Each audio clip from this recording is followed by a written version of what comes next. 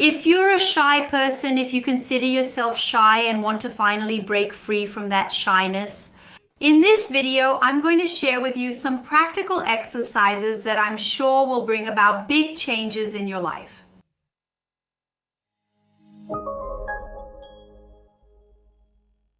Hi, how are you? Welcome to the Etiquette and Protocol channel. I'm Juliana Santiago, etiquette consultant and co-founder of the Institute of Etiquette and Protocol, the Institute of Etiquette and Protocol. If you just arrived here in this video, don't forget to like this content and subscribe to the channel. There are always lots of new things and content for you. Today, we're going to talk a little more about what a shy person can do to break out of that shyness, to free themselves from that sensitivity. The feeling of not feeling safe, of not feeling prepared, of not feeling comfortable in a place.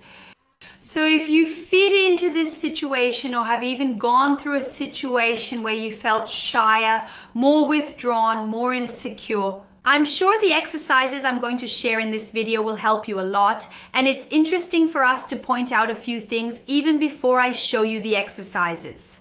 Is it okay to consider yourself a shy person? In fact, many people you see shining on stage, actors, actresses, people who often impress us with their ability to speak in public, they may have gone through situations where they felt shy or insecure, or even these people might be a bit more introverted, have a more introverted personality.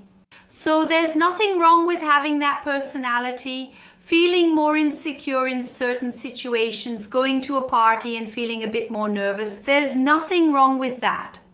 It's important for us to understand that if you want to get out of this situation, if you want to stop feeling this way, there are indeed ways for you to change, including in this video.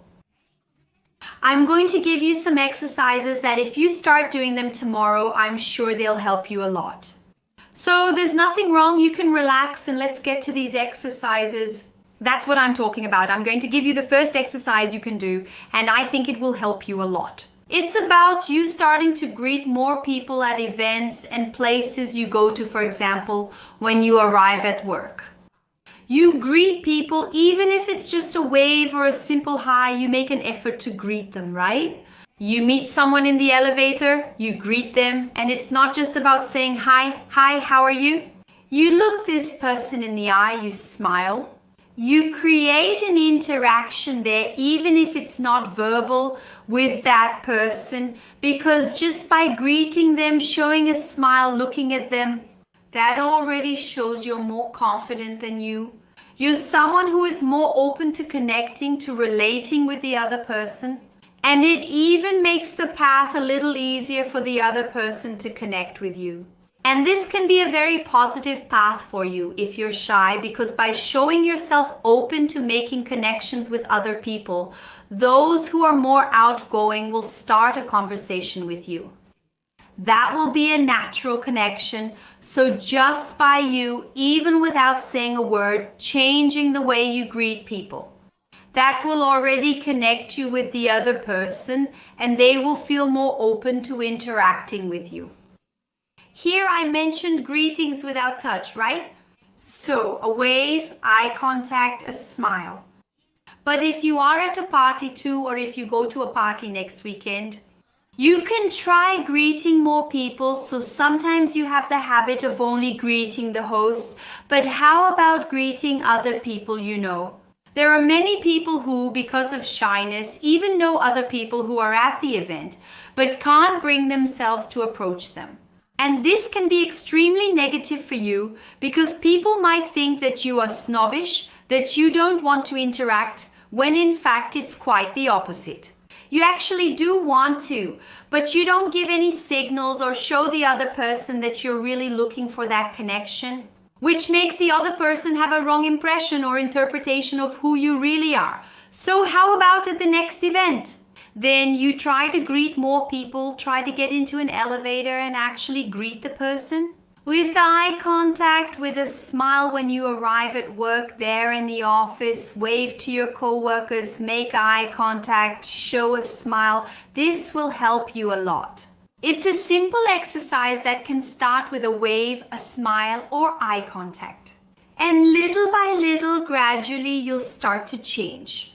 Then you go and later on in the future, you can think about introducing a conversation topic, but we take it step by step. The second topic is for you to try to start a conversation. So how about when you go to an event, you already have some conversation topics prepared to connect with people? This is a great strategy for people who don't really know how to start a conversation, and it will help you a lot. So for example, if there was some news in your city or a big concert that's going to happen there, in your state or right in your city, you can bring that up as a topic which might be interesting for other people. So, for example, big international concerts like what happened in Brazil, Taylor Swift, Coldplay. Did you hear about the dates? Did you hear any information about these shows? How about bringing that up as a conversation topic to talk about at a party or a social event? That can really help you. Another topic you can add besides events is current news. So if you saw that a movie is coming out or something really different that you saw out there, something you think is interesting to share, like a big change in temperature, anything that happened that might be interesting to add as a conversation topic can be an interesting way for you to start a conversation with someone. It's important for me to emphasize here that topics related to politics, religion, or subjects closely tied to money are not good to bring up right at the beginning. So it's really more about general topics.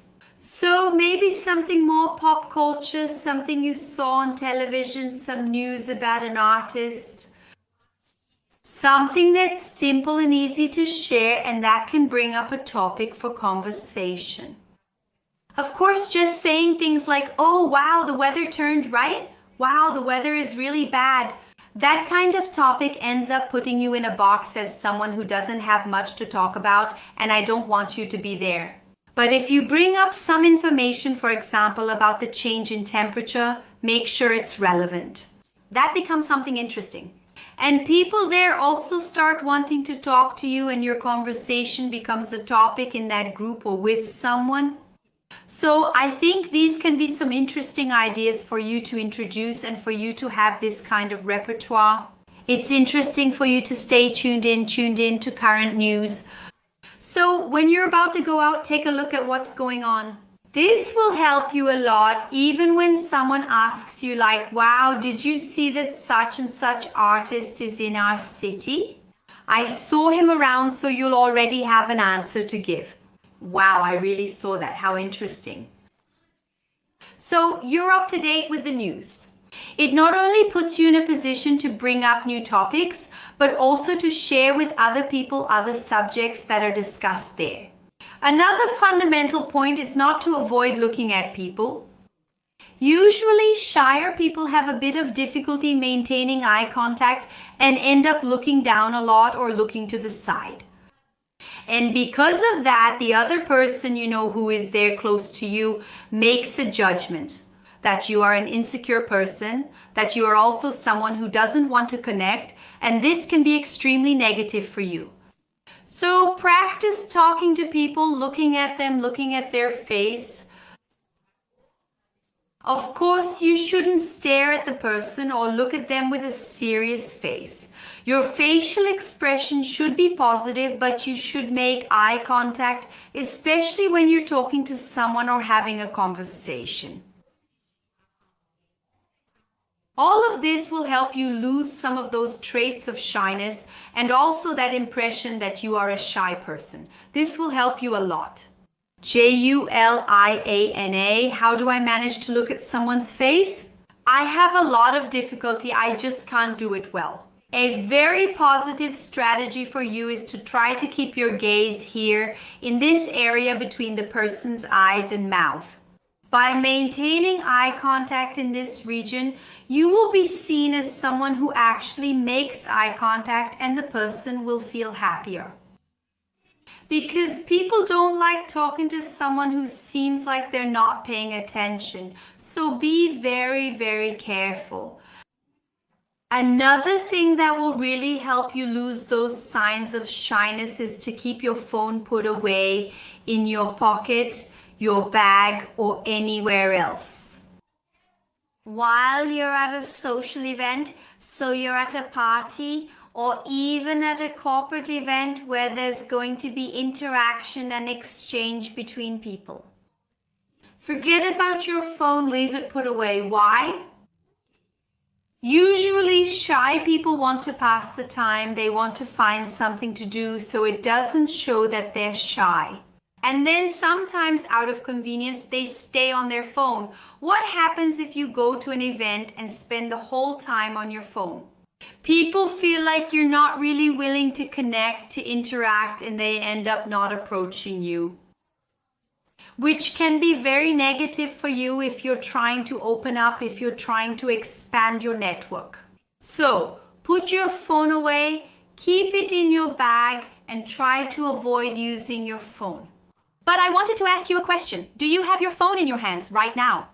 Are you watching this video on your phone, or are you watching it on a tablet or computer, regardless of how you're watching this content?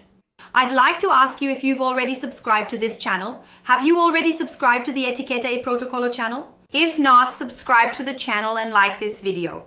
Comment here what you think about the content, what type of content you like to watch the most, and if this content has been useful for you. There. In this sense of overcoming shyness, comment below, because this interaction with you, this feedback from you is very important to me. Another exercise that will also help you a lot to overcome shyness, and especially in losing that impression of being a shy person or someone who keeps to herself.